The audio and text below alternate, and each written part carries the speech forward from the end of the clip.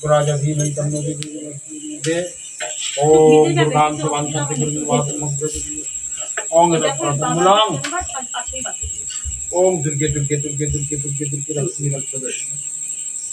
नमस्कार सकलके प्रीति एवं शुभेच्छा। एस्ट्रोलजार तपन शास्त्री बोलছি। तारादेव वै विद्महे महाश्वसनवासिन्यै धीमहि तन्नो तारे प्रचोदयात्। ओम शांति ओम शांति ओम शांति।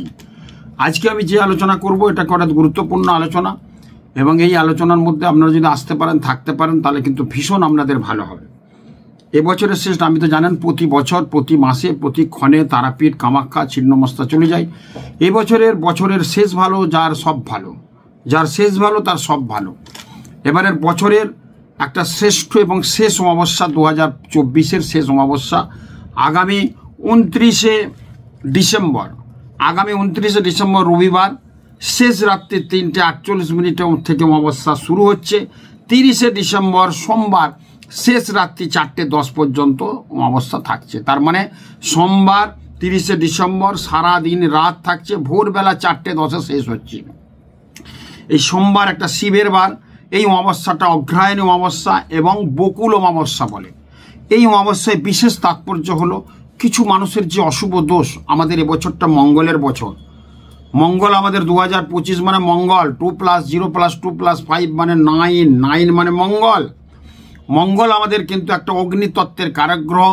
মঙ্গল আমাদের কিন্তু একটা ভীষণ সেনাপতির কারক গ্রহ, ন্যায় বিচারের কারক গ্রহ, জাস্টিসের কারক গ্রহ। মঙ্গল যদি কারোর ভালো না থাকে তার সাহসিকতার পরিচয় থাকবে না। মঙ্গল যদি ভালো না থাকে তার রক্তপাত, অ্যাক্সিডেন্ট, দুর্ঘটনা হবে। মঙ্গল যদি না থাকে তার সবসময় একটা রোগ ভোগের মধ্যে থাকবে, ডাইনামিক পাওয়ার তার থাকবে না। সেই মঙ্গলের বছর অনেক কিছু গোলমাল পাওয়া যাচ্ছে 2025-এ। বিশেষ করে রাজনৈতিক পরিস্থিতি কিছু ডিস্টার্ব হবে। বিশেষ করে যাদের মঙ্গল খারাপ আছে তাদের ক্ষেত্রে ভীষণ কিন্তু খারাপ হওয়ার যোগ প্রবল আছে। এবং মঙ্গল শনির যদি দশা চলে থাকে এই সময় ভীষণ খারাপ হবে। এবং মঙ্গল আমাদের অগ্নিতত্ত্বের কারক গ্রহ। বিভিন্ন জায়গায় কিন্তু আগুন লাগতে পারে, নথিপত্র নষ্ট হয়ে যেতে পারে, রাজনৈতিক একটা হানাহানি হতে পারে।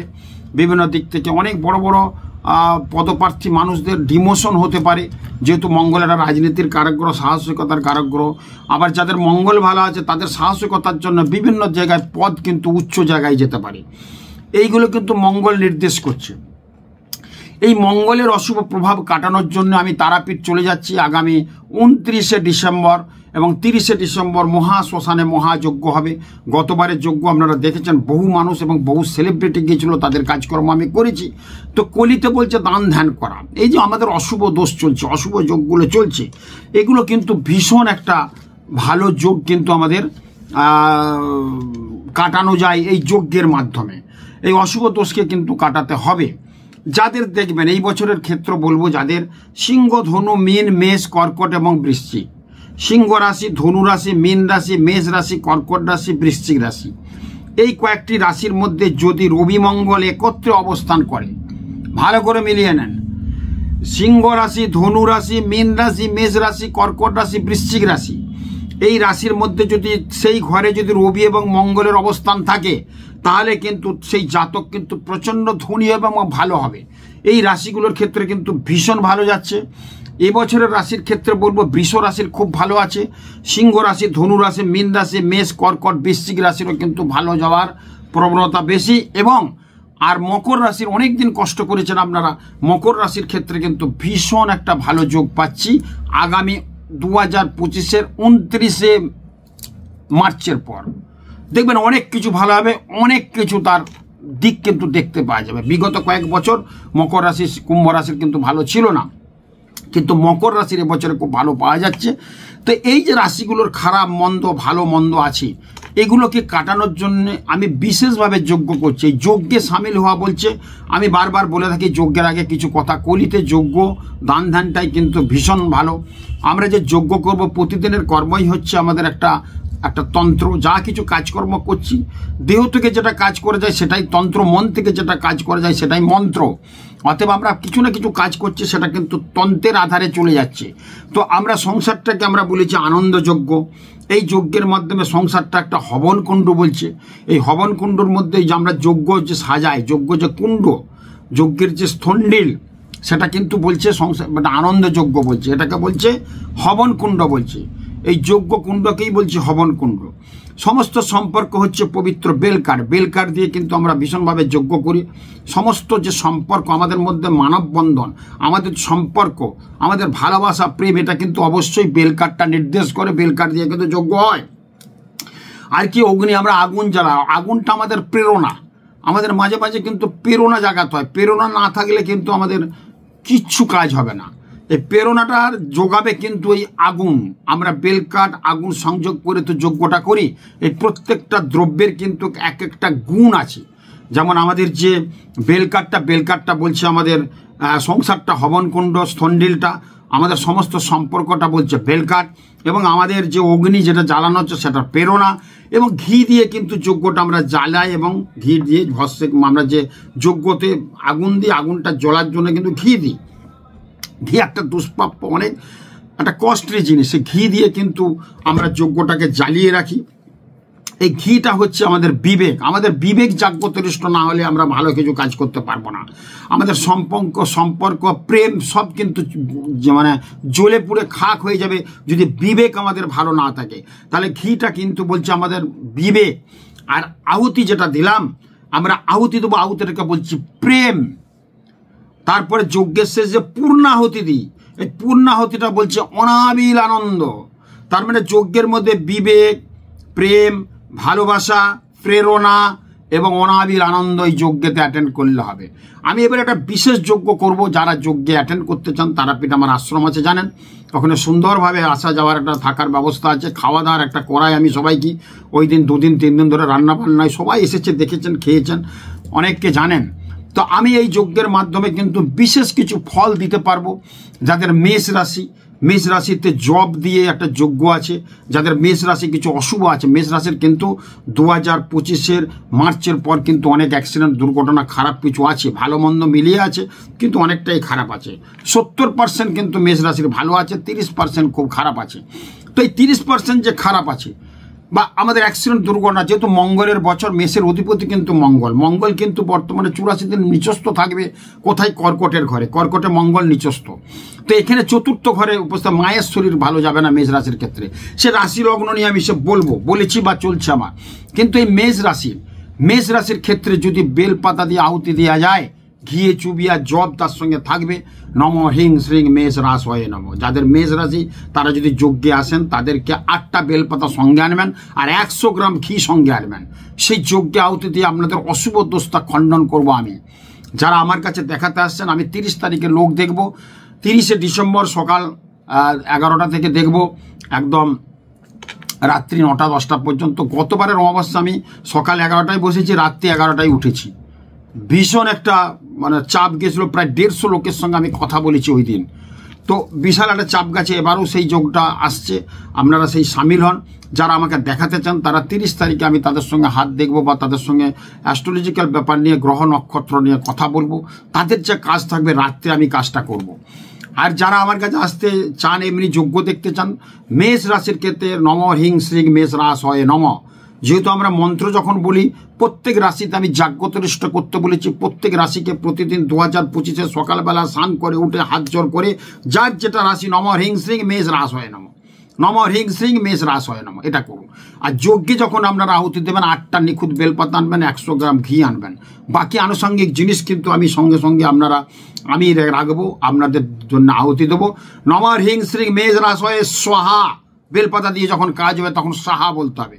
তো এই কাজগুলো আমি করব। যে বৃষ রাশির যারা জাতক জাতিকা তারাও 8টা বেলপাতা, প্রত্যেক রাশি যারা আসবেন হাতে করে 8টা নিখুঁত বেলপাতা, ফল মিষ্টি সে আপনারা আনছেন পুজোর জন্য, কিন্তু মেন আহুতি দেওয়ার জন্য 8টা। বাকি আহুতির যে সরঞ্জাম আছে সেগুলো আমার কাছে সব থাকবে। 64 উপাচার দিয়ে যজ্ঞ হবে।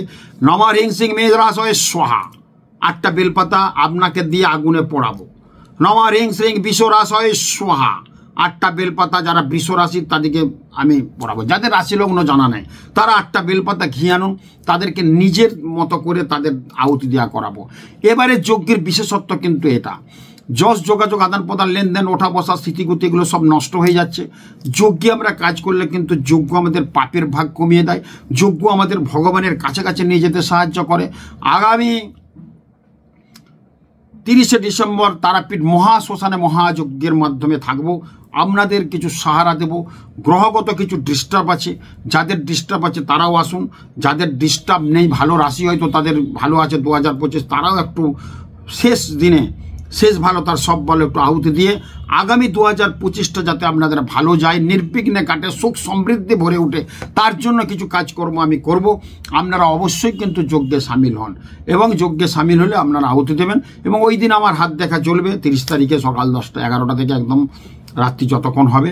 আপনারা ওই দিনে কিন্তু বুকিং করে নিতে পারেন, স্কলে নাম্বার যাচ্ছে, ওখানে বুকিং করুন। বছরের শেষ অমাবস্যা আপনাদের আহুতি দিয়ে আমরা 2025টা ভালো করার জন্য নিয়োজিত প্রাণ তপন শাস্ত্রী। বহু মানুষকে আমি সাহারা দিয়েছি। গতবারে যজ্ঞে যারা গেছেন দেখেছেন যে কত সেলিব্রিটি এসেছিল, বিখ্যাত বিখ্যাত সেলিব্রিটি, আমি নামটা করছি না, মানে এত আপনারা সবাই চেনেন, রাজনৈতিক থেকে আরম্ভ করে ফিল্মের লোক থেকে আরম্ভ করে গত অমাবস্যায় নভেম্বরের অমাবস্যায় সব আহুতি দিয়েছেন। প্রায় আমার যজ্ঞেতে সিকিউরিটি ভরে গেছিলো, মানে প্রায় 60 থেকে 70 জন সিকিউরিটি ছিল। ওই সেলিব্রিটিদের কারো 10 জন আছে, কারো 12 জন আছে, কারো 15 জন সিকিউরিটি ছিল। সে সিকিউরিটি ভরে গেছে এবং সিকিউরিটিদের আমার আশ্রমে থাকারও ব্যবস্থা করেছিলাম আমি। যাই হোক, তো এই ব্যাপার চলছে। আপনারা জানেন যজ্ঞের মাধ্যমে আমরা নিজের চিত্তকে শুদ্ধ করতে পারি, পাপের ভাগ কমাতে পারি। তো এবারে শেষ অমাবস্যা, এটাকে বলে বকুল অমাবস্যা। বকুল ফুল দিয়ে একটা কাজ আছে, ছানার জল দিয়ে একটা বিশেষ কাজ আছে। যারা পড়াশোনা করছে তাদের পড়াশোনা ঠিক হচ্ছে না, বা চাকরি করছেন, চাকরি প্রমোশন হচ্ছে বা চাকরি পাচ্ছেন না, অনেক কিছু যোগ্যতা থাকতেই বিবাহ হচ্ছে না, সমস্ত বাধা বিপত্ত কাটানোর একটা মোক্ষম যোগ হচ্ছে অগ্রায়ণী বকুল অমাবস্যা। এবং এই 2024-এর শেষ অমাবস্যা, এই শেষ অমাবস্যায় যদি আমরা মাকে ডাকি, তারাপীঠ মন্দিরে পুজো দিয়ে দ্বারকা নদীর জল 5 ফোঁটা নিয়ে আর যজ্ঞে যদি সামিল হতে পারি, এর মতো ভালো কিছু আর নেই। অশুভ শক্তি কিন্তু নাশ করে। অনেকে বলে, অনেক জ্যোতিষী আছেন যে বলে না, অনেকে আমি দেখেছি শুনেছি, বাচ্চা বাচ্চা ছেলেরা বড় বড় কথা বলে, সব যাগ যজ্ঞ করলেই সব হয়ে যাবে, আর ওই হয়ে যাবে, সেই হয়ে যাবে, এইসব অনেকে বলে। কিন্তু আমাদের যারা এটা বলছে না তারাও কিন্তু বাড়িতে তারা আমার পায়ে ফুল দিয়ে কিন্তু জ্যোতিষী করতে বেরোয়, আমি জানি। মানে তারা অত বোঝে না, জানে না, তারা ওই পিংয়ে চেহারা কেমন একটা টাইপের, দুটো জ্যোতিষ শিখেছে, বড় বড় কথা বলছে মানুষকে একটা ইয়ের জন্যে। কিন্তু তন্ত্র তো একটা কথা আছে, 5 বছরের পুরনো সাবজেক্ট। হরপ্পা মহেঞ্জোদারো ধ্বংসস্তূপ থেকে যেসব মূর্তি পাওয়া গেছে তো দেবী মূর্তি, মানে তখনকার দিনেও প্রায় 5000 বছর আগেও কিন্তু সেখানে দেবীর পুজো চলতো।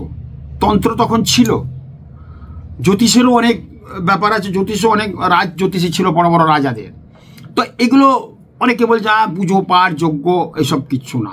তো পুজো পাঠ যজ্ঞ যদি না হবে, তাহলে ঠাকুরকে যদি না মানবো, আমরা যে পাথর যে দিই, পাথরটাকে ঠাকুরের পায়ে ছুঁয়ে শোধন করতে হয়, শোধন করে প্রাণ সঞ্চার করে পাথরটা দিই। কিন্তু আমি তো দিই চুনিকে যেমন লেবুর রসে একটু চুবিয়ে, গঙ্গা জল দিয়ে চুবিয়ে, দুধ গঙ্গা জলে চুবিয়ে, তার যার নামে হবে তার নাম গোত্র দিয়ে মন্ত্রপুত করে পাথরটাকে প্রাণ সঞ্চার করে তার হাতে দেওয়া হয়। এটা আমরা করে থাকি সকাল থেকে, তারপর বিকেলে আমার চেম্বার থাকে। তো এগুলো কিন্তু করতে হয়। পুজো পাঠের মাধ্যমে কিন্তু আমাদের মনটাকে কিন্তু একটা অন্য জায়গায় নিয়ে যায়। ওই জন্য প্রত্যেকে বলি যে সূর্য প্রণাম করুন। 2025 জানুয়ারি থেকে সূর্য প্রণাম করুন। সূর্য আমাদের সকল শক্তির উৎস, যশ যোগাযোগ, আদান প্রদান, লেনদেন, ওঠা বসা, স্মৃতি, গতি, সম্পর্ক, ভালোবাসা, প্রেম, সব সূর্য। গ্রহদের নিজস্ব কোনো আলো নেই, সূর্যের আলোই কিন্তু আলোকিত। অতএব রবিকে যদি আমরা শান্ত করতে পারি, রবির যদি একটু আরাধনা করতে পারি, ভীষণ ভালো হয়। আর 2025 হচ্ছে মঙ্গলের বছর, মঙ্গলকে একটু সন্তুষ্ট করতে হবে। প্রত্যেকের উদ্দেশ্যে বলেছি, প্রত্যেক গ্রহ যাই রাশি যাক হোক না কেন, আপনারা সকালবেলা উঠে বা বাইরে যখন যাবেন কোনো শুভ কাজে বা যাই কাজে যান, মুখে একটু আখের গুড় মুখে দিয়ে যাবেন। মঙ্গলের প্রিয় খাদ্য কিন্তু আখের গুড়। আখের গুড় একটা কৌটোর মধ্যে রেখে দিয়ে একটু মুখে দেবেন। আমরা খাবারের সঙ্গে রুটি দিয়ে একটু খেতে পারেন, আখের গুড় খুব ভালো। কিন্তু আখের গুড় আপনাকে সংগ্রহ করে রাখতে হবে। ভীষণ একটা ভালো টিপস দিলাম, এটা কিন্তু করুন, খুব ভালো হবে। যজ্ঞেতে আসুন, যজ্ঞে আপনারা আহুতি দেন। অশুভ শক্তি নিধনের একটাই মাত্র মক্ষম হচ্ছে যজ্ঞ।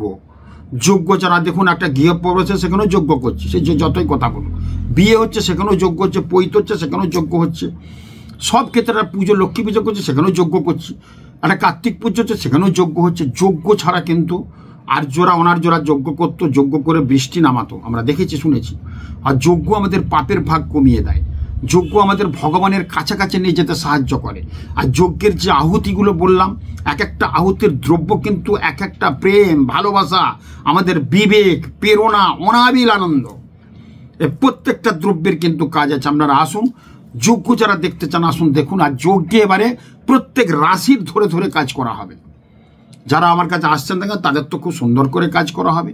যারা হয়তো আসেননি যজ্ঞটা দেখতে আসছেন তারা যদি আউট দিতে চান, প্রচুর ভিড় হয়, লাইন দিয়ে 8টা বেলপাতা 100 গ্রাম ঘি নিয়ে আসবেন, আমি তাদের বসে আহুতি দেবো। এটা মানুষের কাজকর্ম করতে হয়, পুজো পাঠের মাধ্যমে কিছু উপকার করতে হয়। জ্যোতিষ একটা সেবা, একটু সেবা করলে যদি ভালো। অনেক ভিড় হয়, এমনি আমাদের যেসব ক্লায়েন্ট আছে প্রচুর যে ভক্ত আছে তারাই ঘিরে নেবে। আবার এইসব বলছে মানে কিছু তো লোক আসবে, সব না আসলেও কিছু তো আসবে, তা আমি কিন্তু তাদের কষ্ট করে হলেও করে দেবো, যেহেতু আমি বলছি। অর্থাৎ এই যজ্ঞটা একটা বিশেষ তাৎপর্যপূর্ণ যজ্ঞ। প্রত্যেকের উদ্দেশ্যে যজ্ঞে আমি আহুতি দেবো, এবং আহুতির পরে আপনাদের দেখবেন পরের দিন থেকে একটা শান্তি, শৃঙ্খলা, সুখ, সমৃদ্ধি কিন্তু ভেসে আসবে। খুব ভালো থাকুন, আসুন তারাপীঠে। নমস্কার।